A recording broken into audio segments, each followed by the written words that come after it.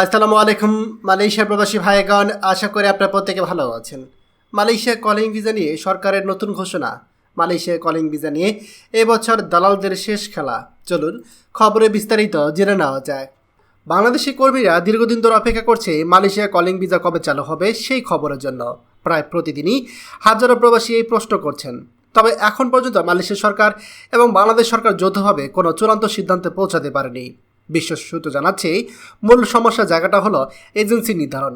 Malaysia চাইছে পূর্বে অনুমোদন পাওয়া 100 এজেন্সিকে আবারও অনুমতি দিতে। তবে বাংলাদেশ সরকার চাইছে না এই পুরনো এজেন্সিগুলোকে আর সুযোগ দিতে, কারণ এদের বিরুদ্ধে শ্রমিকদের কাছ থেকে বাড়তি টাকা নেওয়ার অসংখ্য অভিযোগ রয়েছে। অভিযোগ অনুযায়ী পুরনো সিন্ডিকেট করা এজেন্সিগুলো প্রতিটি শ্রমিকের কাছ থেকে বৈধ খরচের বাইরে 1.5 লক্ষ টাকা পর্যন্ত আদায় করেছিল। শ্রমিকরা তাদের রক্ত ঘাম ঝরানো টাকা দিয়ে প্রতারিত হয়েছে। তাই বাংলাদেশ সরকার স্পষ্ট জানিয়ে দিয়েছে তারা এই রক্তচোষা সিন্ডিকেটকে আর কোনোভাবেই দ্বিতীয়বার সুযোগ দিবে না। এই কারণেই এতদিন ধরে আলোচনা ও দেন দরবার চালালেও সিদ্ধান্ত এখন ঝুলে রয়েছে। বাংলাদেশ এবং মালয়েশিয়া সরকার চেষ্টা করছে যাতে এবার নতুন নীতিমালার মাধ্যমে স্বচ্ছতা ও জবাবদিহিতা নিশ্চিত করা যায়। আসন্ন নীতিমালায় থাকছে বেশ কিছু পরিবর্তন, যেমন নির্মাণ সাইট বা কনস্ট্রাকশনে ভিসা থাকবে না, শ্রমিকদের পাসপোর্ট দালাল বা এজেন্টদের কাছে রাখা যাবে না, ভিসা পাওয়ার পরপরই সরাসরি কর্মীর হাতে থাকবে পাসপোর্ট। শুধুমাত্র যেসব কোম্পানি শ্রমিকের জরুরি প্রয়োজন আছে তারাই কর্মী আনতে পারবে।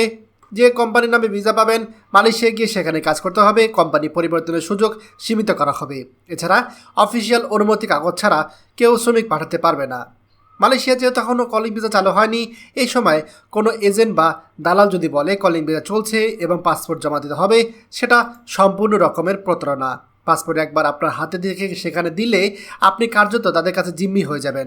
তারা যত টাকা চাইবে পরবর্তীতে আপনাকে দিতে বাধ্য করা হবে, না দিলে আর উপায় থাকবে না। তাই যে কোনো এজেন্সির কাছে পাসপোর্ট জমা দেওয়ার আগে যাচাই করে নিন ওই কোম্পানি কি মালয়েশিয়া সরকারের কাছ থেকে শ্রমিক আনার অনুমতি পেপার পেয়েছে কিনা, কাগজে কোম্পানির নাম, কতজন শ্রমিক নেবে, কাজের ধরন, সুযোগ সুবিধা সব লেখা আছে কিনা। এই ধরনের অফিসিয়াল কাগজ দেখাতে না পারলে এজেন্সি বা দালালদের কাছে পাসপোর্ট জমা দেবেন না। মনে রাখবেন, ভিসার ব্যবসা পৃথিবীর অন্যতম প্রতারণামূলক ব্যবসা। এখানে যত প্রতিশ্রুতি দেওয়া হয় তার বেশিরভাগই মিথ্যা। অনেক শ্রমিক দালালের মিষ্টি কথায় বিশ্বাস করে জীবনে সঞ্চয় হারিয়ে ফেলেছে। তাই সতর্ক থাকুন, চোখ বন্ধ করে কাউকে বিশ্বাস করবেন না। মনে রাখবেন, বাংলাদেশ সরকার চাইছে একটি স্বচ্ছ ও উন্মুক্ত প্রক্রিয়া কলিং ভিসা চালু করতে, যাতে ভবিষ্যতে আর কোনো সিন্ডিকেট গড়ে উঠতে না পারে। একবার নীতিমালা চূড়ান্ত হলে যে কোনো অনুমোদিত এজেন্সি সরাসরি শ্রমিক পাঠাতে পারবে। খবরটি আমাদের মালয়েশিয়া প্রবাসী সকল ভাইদের সাথে এখনই শেয়ার করে সবাইকে এই গুরুত্বপূর্ণ খবরটি জানার সুযোগ করে দিন। আর আপনি যদি আমাদের এই চ্যানেল নতুন হয়ে থাকেন, অবশ্যই আমাদের চ্যানেলটিকে সাবস্ক্রাইব করুন মালয়েশিয়ার সকল গুরুত্বপূর্ণ খবরাখবর সবার আগে পাওয়ার জন্য। ধন্যবাদ সবাইকে।